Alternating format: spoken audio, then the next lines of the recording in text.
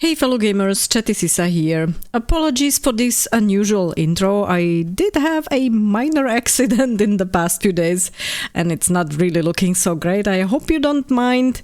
We did have a couple of updates on the Dragon Age, the Veilguard, so let's dive right in and let me show you what's been going on. The second vid, which we have seen that contained some gameplay, was posted already by IGN as one of their exclusive vids on their YouTube channel.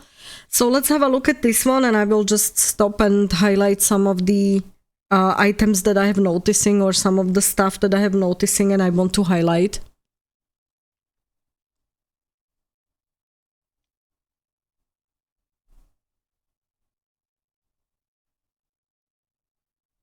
So here you can see it clearly already in the beginning. I have observed something in general. It is, I think specifically in BioWare games, it's very visible, but in general, it's also in other games, of course. This one especially is highlighting the issue. When you see them switching between walking and running, I find running is not really running. What changes is the animation. So it looks like the character is running, but in reality, the pace is almost the same as if they would be just simply walking. I don't see a, let's say, meaningful distinction in the speed. And it was also obvious to me, for example, recently when I was playing Mass Effect Andromeda and replaying Mass Effect previously, the original trilogy, whenever I switched to running, I didn't have the feeling really that it's faster. So this one is really highlighted here as well. You can see it whenever there is a switch between running and walking, the speed difference is really not so great. So this is something that bothers me actually in BioWare games. I would wish that they would really make the character move faster whenever they appear to be running.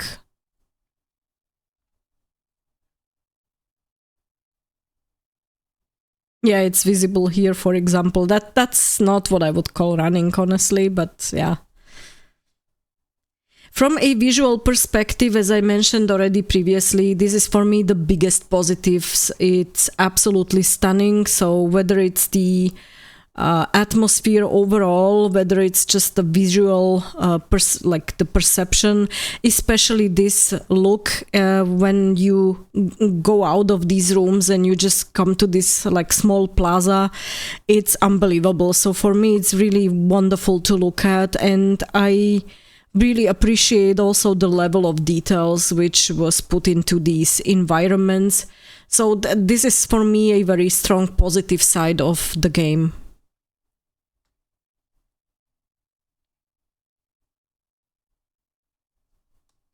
I really like how everything's floating. It's separated, so you have like separate sections of the lighthouse, but they are still somehow connected and close to each other. I find this intriguing, so I do like this detail.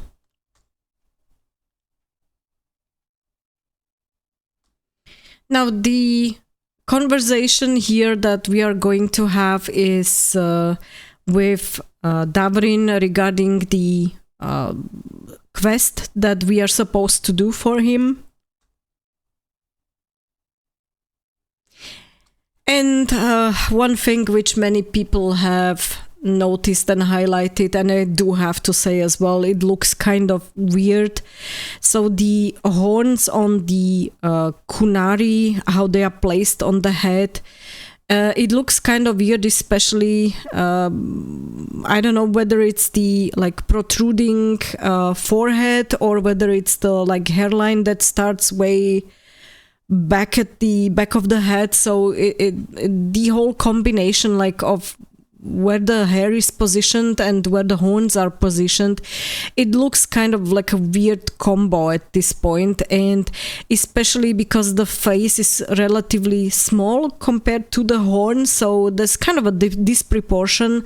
I do think that this is also, of course, something that's related to the choices that the person who created this character made in the character creator But I'm wondering whether this is representative of how all the kunari that you are going to create are going to look at, or whether there is something that you can do, for example, with the positioning of the horns, like if you can move them a little bit on the head so that the forehead doesn't look so weird, or whether you are able to play around with the hair a little bit so that it looks like different and maybe covers a little bit the forehead or the horns. In this one, it's really not looking so great, to be honest.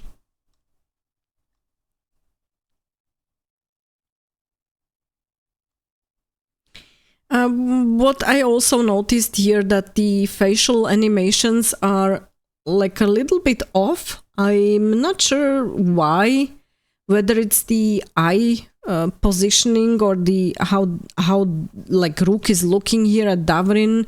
It just seems to be a little bit off. I don't know, something like on that look on those eyes seems to be like kind of weird. And this is something that I was a little bit worried about after like seeing Mass Effect Andromeda. I was really hoping that they would improve on that one. They definitely did improve the hair and hairstyles, and we can see now also the long hair. It seems to be working fine, but there is still this kind of something's off with the faces at BioWare on in the last few games. In the original Mass Effect trilogy, for example, it was very different, and it was much, much better than what we have seen in Mass Effect Andromeda, and unfortunately also here now in Dragon Age Veilguard. So I'm not sure if it's just my observation. I don't know what you think. Let me know. But yeah, something's off with the looks of the characters, like how they are looking at like the facial expressions, and whenever they are looking at some other character or at something, it seems kind of weird.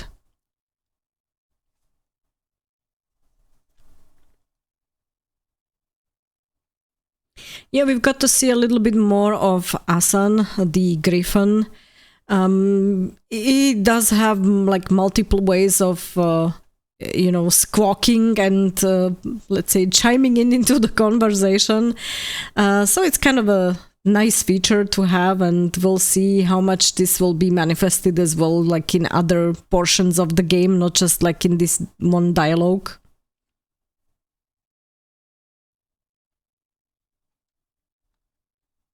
I wanted to mention on this spot the minimap. I really like what it looks like. I like that you can see that the north is changing and moving around, and you can clearly see where it is all the time. You also see all the other items highlighted on the minimap that are important.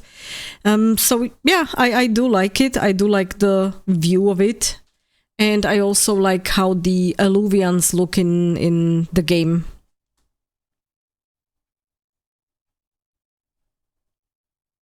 So the closer you get to that fast travel point, the better you can see, let's say, what's on the other side. I do like this portion as well.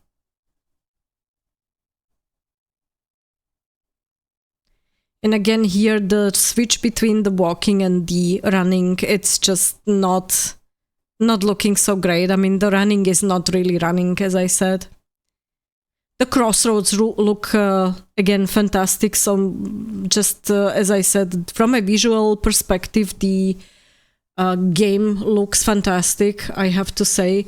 What was important here to note was the various ways of travel, let's say. So we have this kind of ship that comes and picks us up, which is floating.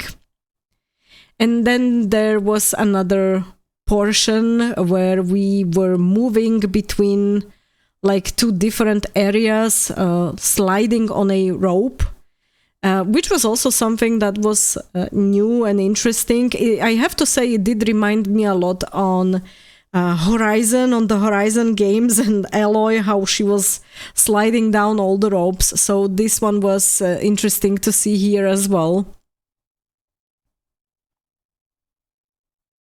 And here we have the first encounter, the combat. As you can see, this time we are seeing a mage at play. So Rook is mage in this one.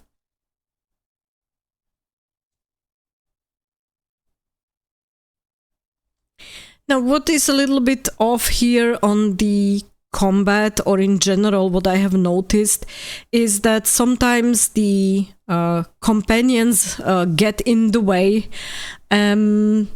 Not that I would complain about them being more involved here, because if I compare this scene, for example, with the previous gameplay that we have seen, back in the previous vid or in that previous gameplay, I didn't really have the feeling that the companions are anywhere near a Rook. They were like off somewhere on the side, doing their own thing and not really standing next to Rook and helping him or her out.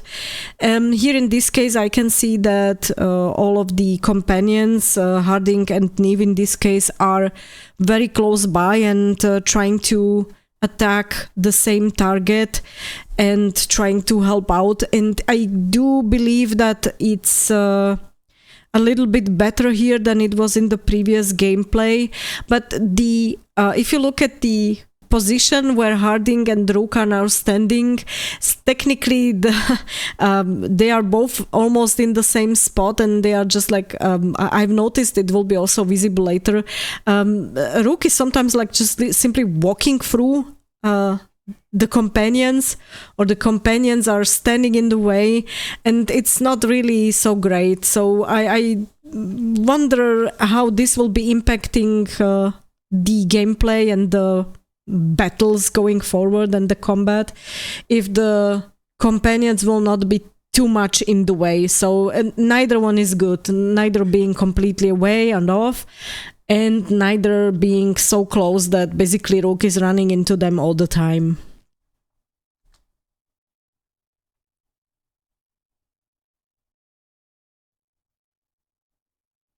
We have entered a new area here. You can see more people around.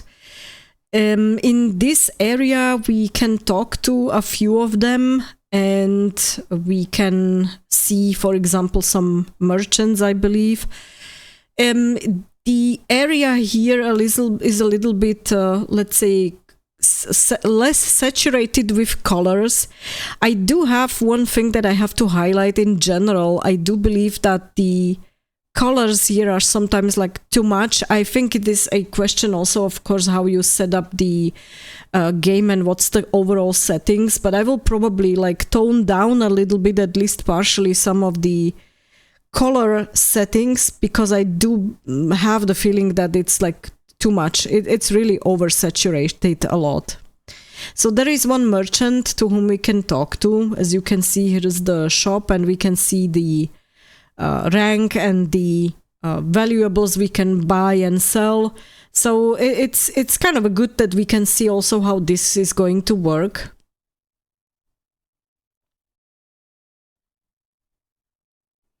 You can see, I think this is quite common in every RPG. You can see the exclamation marks on the minimap, as well as above the people that have some additional quests or requests for you.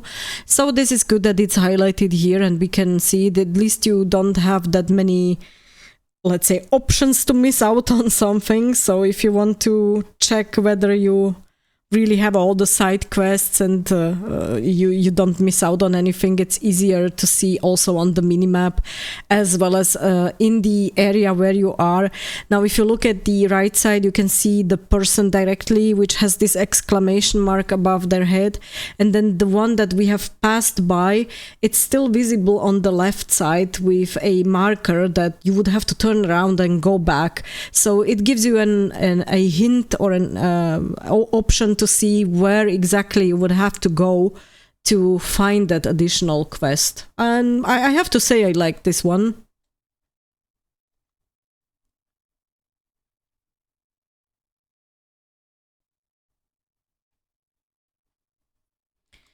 Yeah, I'm going to stop here as well. What I really like is that the you have this kind of big level of detail, not just on your companions, on Rook and on your companions, but also just like the NPCs and the people you are talking to.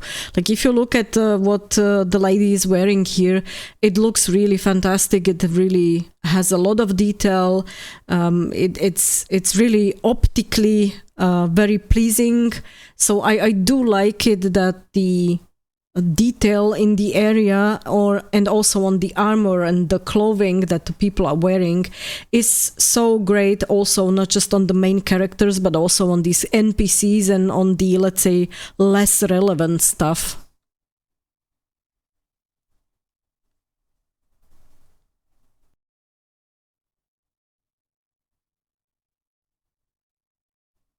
So here in this case we encounter again additional combat.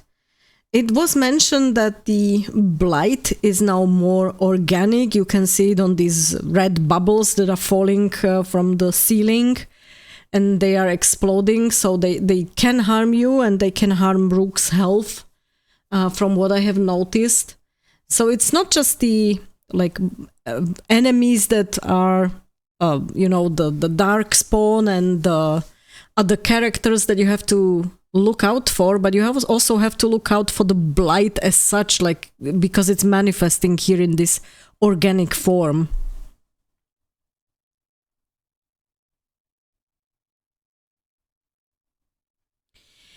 Here on this spot, this is also something where what I've mentioned already previously, the colors. I don't mind, of course, if something is highlighted in different color, I don't know, the health or, you know, attack area, or I don't know, the armor which the opponent has, like it's manifested in that health bar. But in this case, it's just an overflow of colors. It's just too oversaturated. So you have green and blue and red and yellow and all sorts of colors and all at once. And it's just, it's getting to so much. It's getting to the point where I'm just simply like, starting to lose sight of what's the important part or what's the important bit, because it's like too many distractions.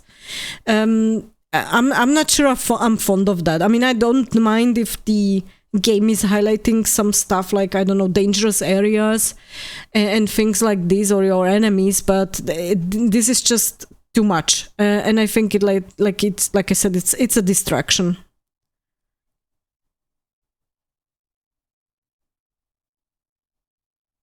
The mage can obviously replenish health by siphoning it away from the enemies. So for those people who want to play as a mage, this might be a great ability to use.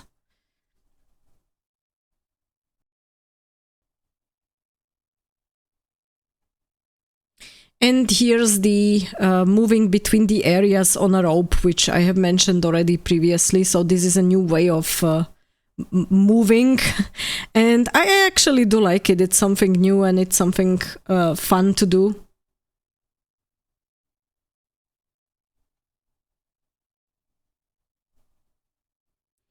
Yeah, so in general, I have to say I like the mage combat a lot, because I do believe from what I have seen that it gives you more opportunities to fight like from further afar. Rather than the warrior or the rogue. Of course, they all have their special abilities and skills, but the mage gameplay definitely here looks a lot better than what we've originally seen, I think, in one of those very short moments that we have seen the mage playing. I like this one. I have to say I like the mage gameplay a lot.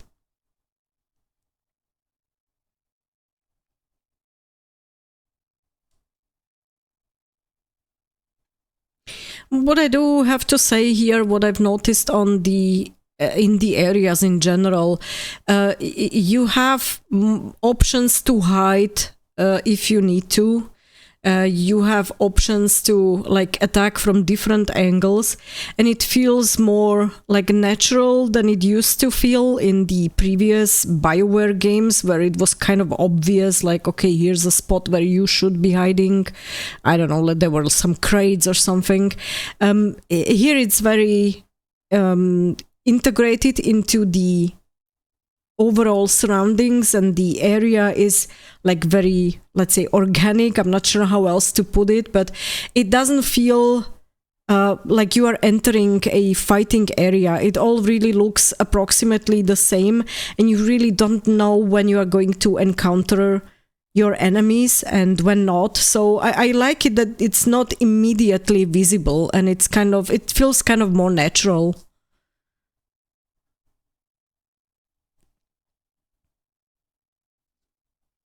Here on this spot again, I do have to say this is a portion of the gameplay where I was missing that one more companion, and I still think that in some parts of the game or on the higher difficulty levels, you are going to feel that missing one companion.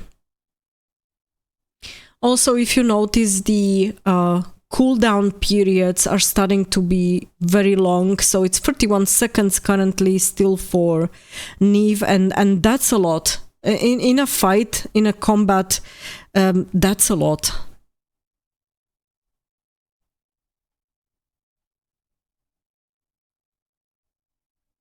Yeah, again, here on this spot, Rook got a few hits from one of the enemies, and the health bar was just almost completely obliterated. So yeah, again on this spot, I hope that we will be able to adjust the imbalance between how much damage Rook is causing and how much damage the enemies are causing. Because it does seems to me at this point that the enemies are way more powerful on this level than Rook.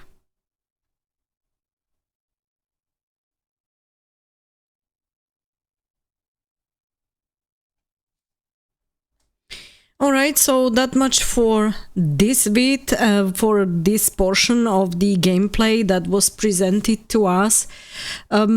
Together with what we have seen previously, so we have already seen a rogue, we have seen a warrior, now we have seen a mage, or more of the mage.